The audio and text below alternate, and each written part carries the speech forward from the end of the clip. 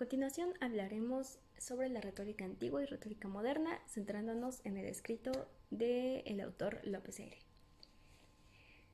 Bueno, debemos empezar por comprender el concepto de retórica, y es simplemente el uso acertado de la lengua, en sus dos niveles, tanto significado como significante.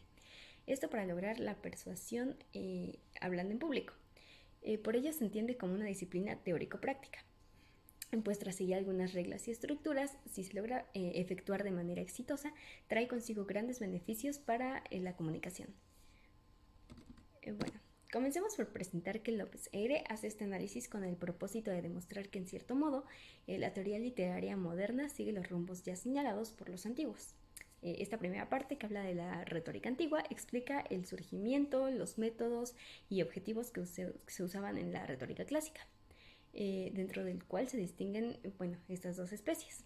La primera es la retórica política, que fue desarrollada durante el esplendor de Atenas en los siglos 5 y 4 a.C. Para entender esta parte nos podemos centrar en el origen de la palabra político, y esta viene de polis, que apunta a la sociedad y a la comunidad política, de forma que lo político abarca el aspecto sociopolítico, porque cabe destacar que en la Atenas clásica un orador tenía un enfoque político y no era necesariamente un gobernador o un candidato, sino simplemente un ciudadano con dotado de esta capacidad para persuadir a la asamblea popular o a la gente en general. Por otro lado tenemos la retórica escolar, que fue desarrollada a partir de fines del siglo IV a.C. y que fue absorbida por los romanos. Así llegó a nuestra cultura occidental. Y esta clasificó los discursos en tres géneros. El primero es el discurso judicial, utilizado para la acusación y defensa, utilizado por los abogados, ¿no? El discurso deliberativo, que tiene funciones de consejo o disuasión. Este fue usado por los representantes de los partidos políticos para dar sus discursos frente al pueblo. Y el discurso epidíctico fue usado para la alabanza o reproche. Este fue usado por los oradores para homenajear o difamar a alguien. Y bueno, para sintetizar los conceptos de estas dos retóricas, hay que resaltar que la cualidad principal de la primera retórica es su oralidad, es decir, el hablar de modo persuasivo. La segunda retórica, que es la escolar, es más reducida al aula. Y esto incluye eliminar todos los excesos que se le atribuyen hoy a la retórica antigua, como la minuciosa taxonomía sobre las figuras retóricas, todo eso. Entonces lo clasifica todo de manera más sencilla y establece pautas para el uso correcto del lenguaje, dependiendo de los diferentes contextos en los que pueda ser usado. Ahora, tenemos que las reglas de la composición oral o escrita varían muy poco desde sus inicios y se distribuyen en cinco partes, dando un orden lógico hacia el proceso de elaboración y a la ejecución del discurso de un orador. El primero es la invención, que consiste en la búsqueda de todos los datos adecuados para tratar un tema. Así se responden a las preguntas qué, quién, cómo, cuándo, dónde, para qué, todo eso. La otra es la disposición, que es la organización del material revisado previamente y se estructura una introducción, la exposición del tema, propone los argumentos y da una conclusión rectificando la postura de la que se quiere convencer.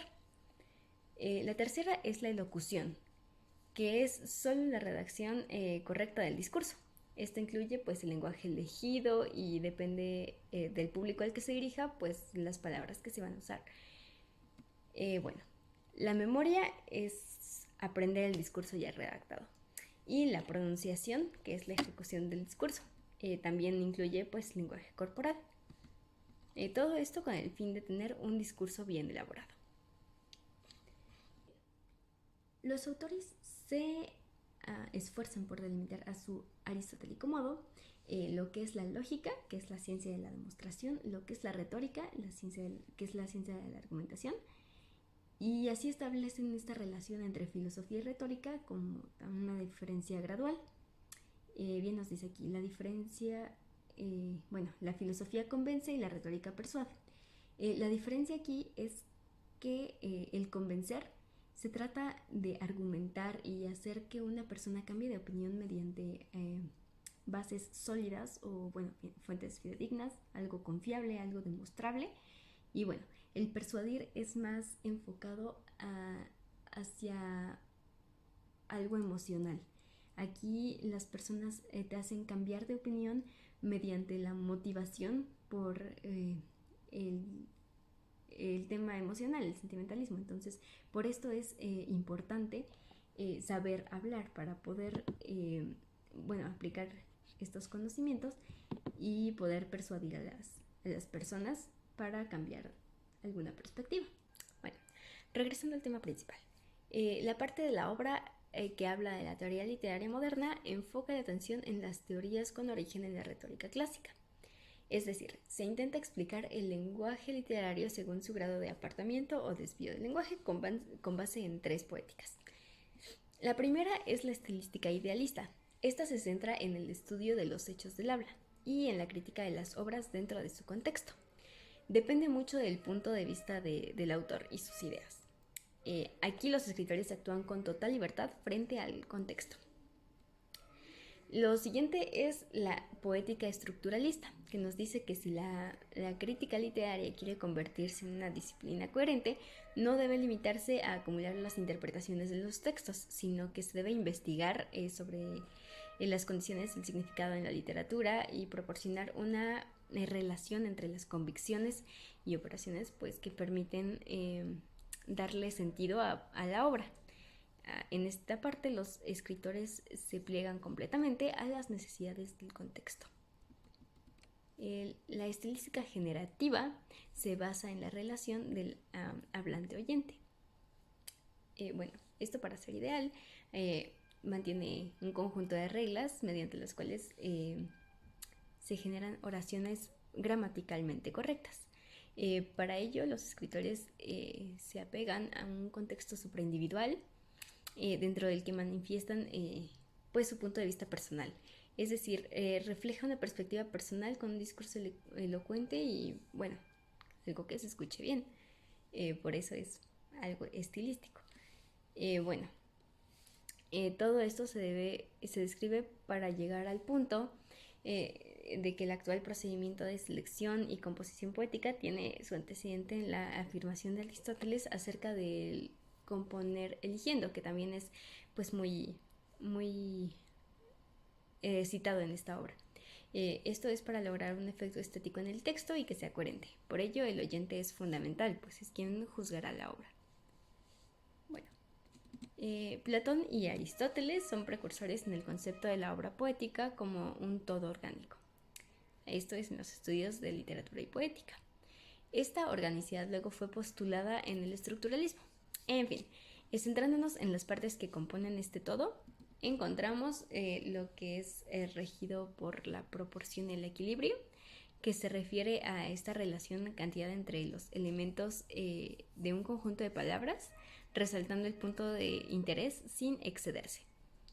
La lingüística del texto, que es simplemente el análisis del discurso.